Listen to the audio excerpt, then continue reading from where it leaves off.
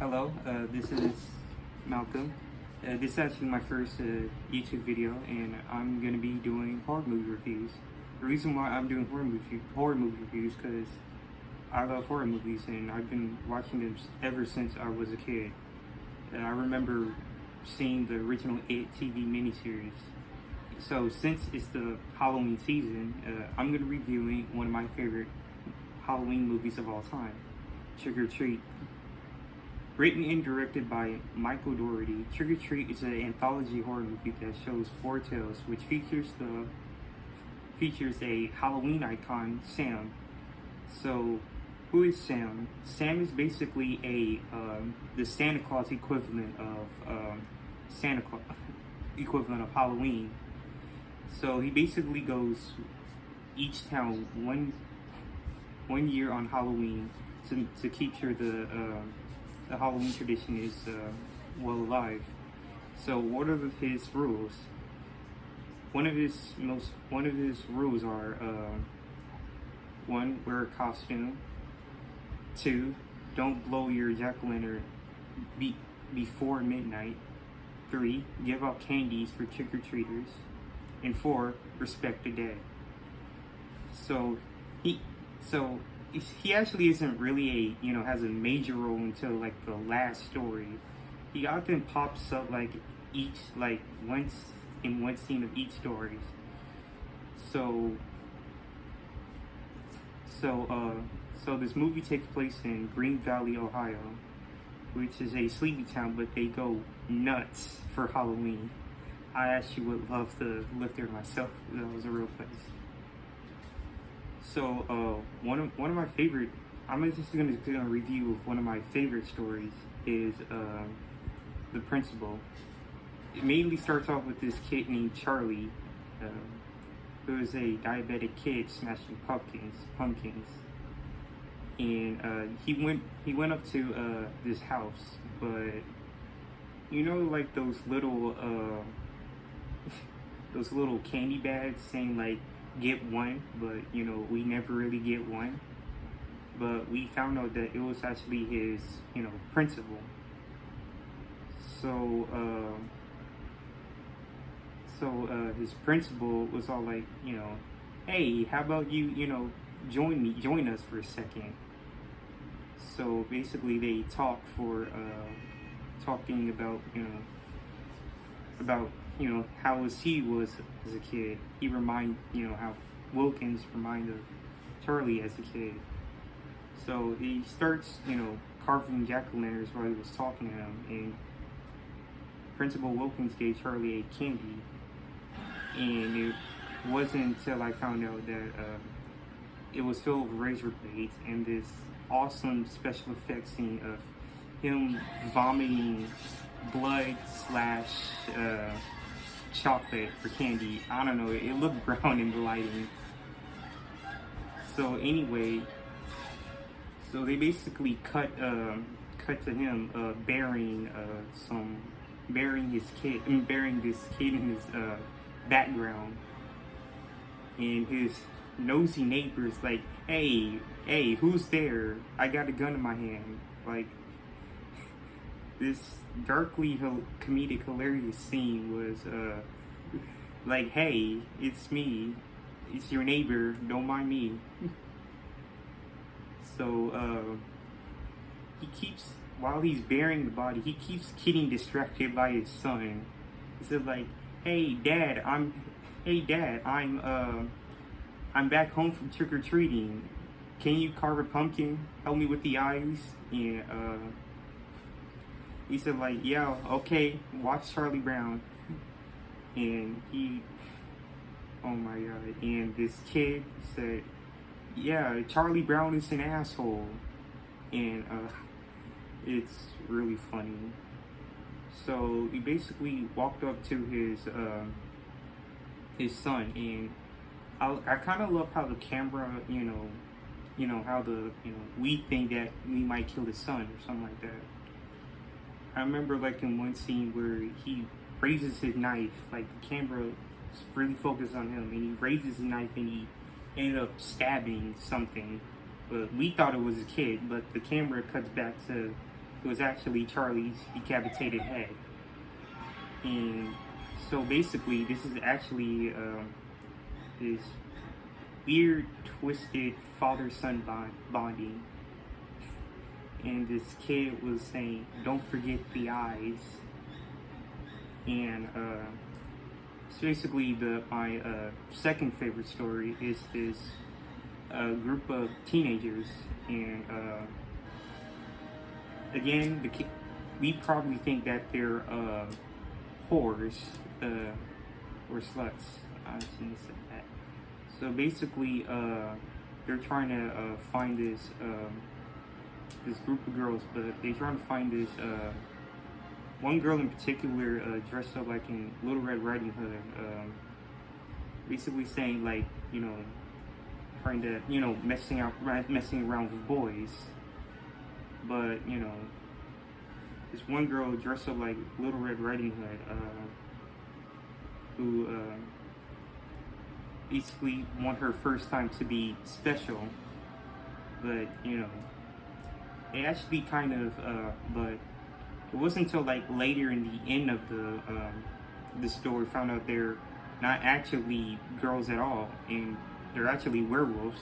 And instead of trying to sleep with boys, they eat them as some weird Halloween ritual. And the third story. The third story is basically about these kids, kids going to this abandoned area. Is where this little incident happened in Halloween a few years ago. So it's basically this the parents of kids who have disabilities. They were kind of embarrassed by them, but they decided they don't want to deal with their kids, so they hired this bus driver to kill them. It wasn't until like one of the kids who dressed up like a vampire keep on saying wrong way, and the bus driver basically went to this little mountain thing, but I think he was trying to poison them with candy filled with cyanide, I think, because he was shackling down, and this actually is kind of a heartbreaking scene where, we saw especially with kids with disabilities that died. So basically one of the kids, the vampire kid I said earlier, somehow broke free, and they tried to drive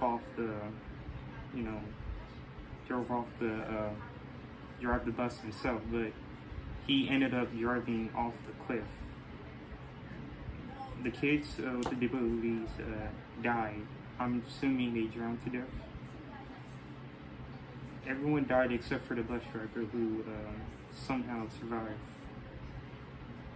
So they basically four people went to this abandoned place where the kids actually died, where the incident happened. So they actually asking people for jack-o'-lanterns, eight lanterns, 8 pumpkins, 8 victims, each representing the kids who died. So it wasn't really until they went to this little thing, and it was actually meant to be a prank for this other girl. I also heard that she also has a mentally disabled, because I hear she's keep on calling her retarded. I don't know. I think she's just a weird little girl with no disability at all, but I could be wrong. And so it wasn't until like the actual kids as reanimated corpses actually came back to life and started, they killed one of the girls, but one of the girls was all like, "Hey, help us in, like put us to the gate, or like open the gate." So it was actually the girl that they pranked who was in the gate. So instead of like, okay, but instead of, opening the gate for them, she just said, she just pulled a FU and just, left themselves. And I assume the other kids died with them. And, fun fact, we also see Sam, just checking up on everything, She doesn't, they stared at each other, but Sam was all like, hey, you got your jack-o'-lanterns up, so you're good. I'm moving on. So it wasn't until our fourth and final story where Trick or Treat. So it's actually, you remember that little that old man in the earlier story, in the first story? But he actually focuses on him in this story. But instead of so he basically this Halloween Grinch type of people. The whole I hate Halloween type of thing. And he did, so this is actually the first and only story with Sam is mainly part in it. So it's basically Sam basically terrorizing this old man, basically, climbing to the ceiling, stabbing him with the razor blade candy bar. And it wasn't until the last minute where he grabbed this jack-o'-lantern lollipop and he bit into it, making it out of a weapon. It looked like he was about to, stab him, but instead of, but I guess he was saved by some charcoal bar hitting the side of his robe. In this one scene, he was actually burning pictures, but the camera actually zooms into those pictures, revealing that it was those 8 disabled kids, revealing that it was actually the bus driver himself. So the old man all ended up, changed his way, forcefully changed his way into those, into giving out candy. It wasn't until the final scene of the movie where the kids, the zombies of the kids were his final were his final trick-or-treaters. But instead of candy, they wanted him as a treat. So, and there's my review. I think Trick or Treat is a good movie and it's a cult classic movie, in my opinion.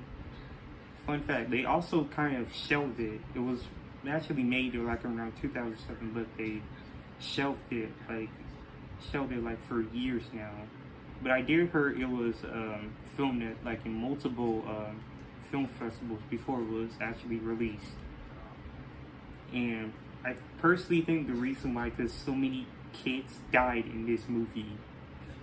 So many kids died in this movie. And I heard at the time, Michael Dougherty said, it was the early 2000s. Most horror movies were either remakes or sequels or Americanized version of Japanese horror movies. And